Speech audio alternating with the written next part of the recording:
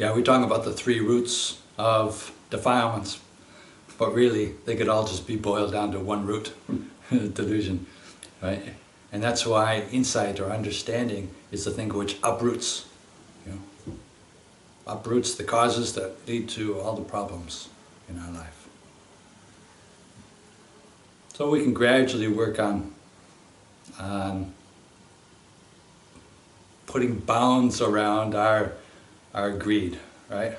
We can gradually work on whittling away at our tendency towards anger, or by being patient and kind and forgiving. We can gradually work on those, but we can't really uproot them until we work on delusion.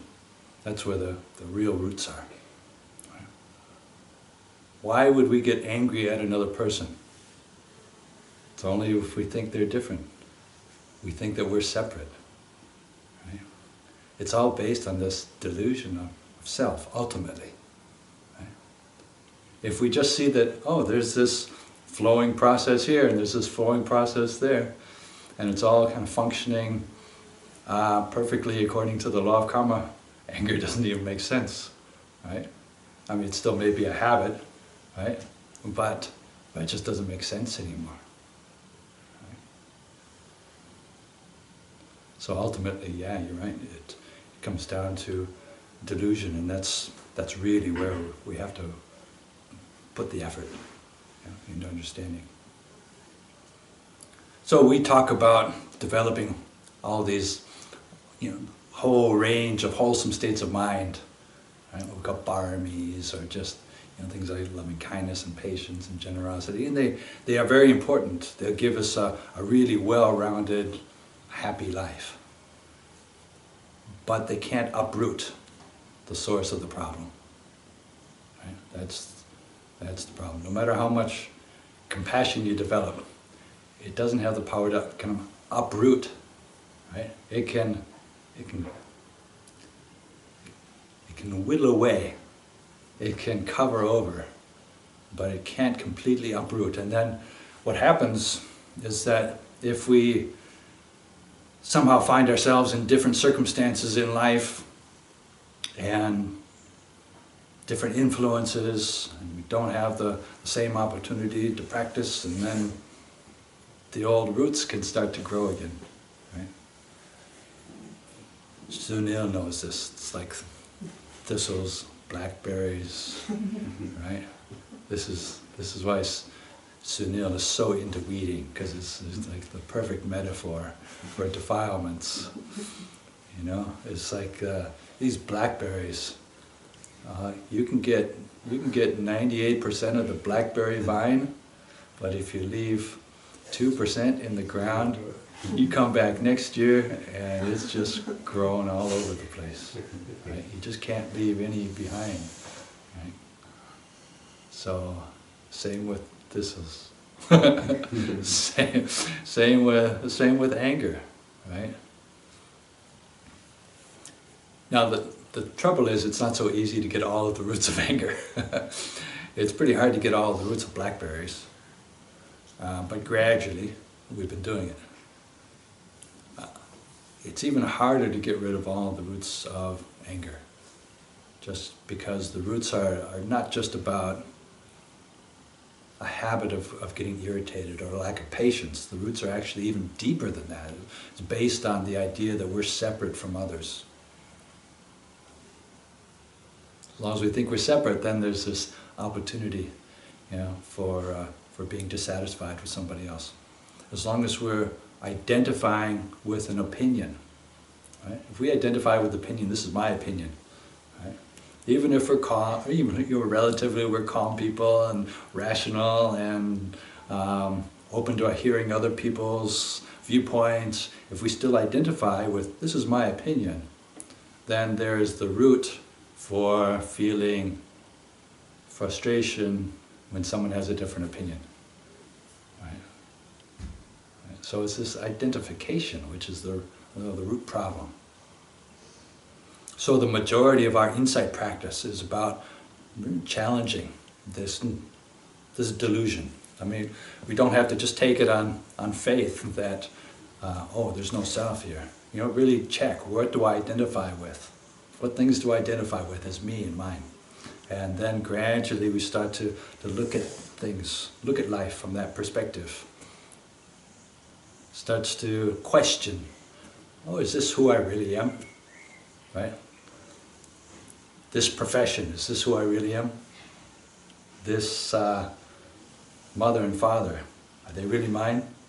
This husband or this wife, is they really mine? This body, is this who I am? Right? You keep challenging on different more and more subtle levels. Now, the insight that goes deep enough to uproot anger and desire is that type of insight goes very, very deep. It has to go very, very deep.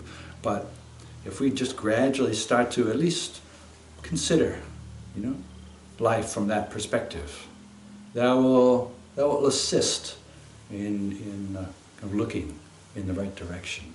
Right? It will help to calm our minds down as well.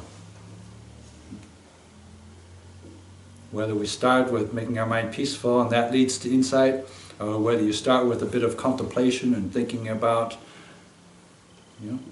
non-self and impermanence, and, you think about the nature of reality, that will lead to letting go, which then will make our minds more peaceful, and it becomes easier to develop peace of mind or samadhi from that. So again, you can practice that in daily life too. Without the depth of samadhi, it doesn't have the depth of insight. But you do what you can. However peaceful our minds are, we can use that to try to have a sincere, objective look at life. However peaceful we are. We can't force ourselves to be more peaceful than we are. Right? Even if you're unretreated, practicing 8, 9, 10 hours a day of meditation, doesn't necessarily mean the mind's that peaceful. Right? It means we're hopefully putting in a lot of effort, right? Systematic effort. But however peaceful our mind is, okay, that's the way it is. But then you use that to keep looking at life and challenging, who is it that I assume that I am? What things do I assume that are mine? And are they really mine? So then we gradually uproot delusion. Very gradually.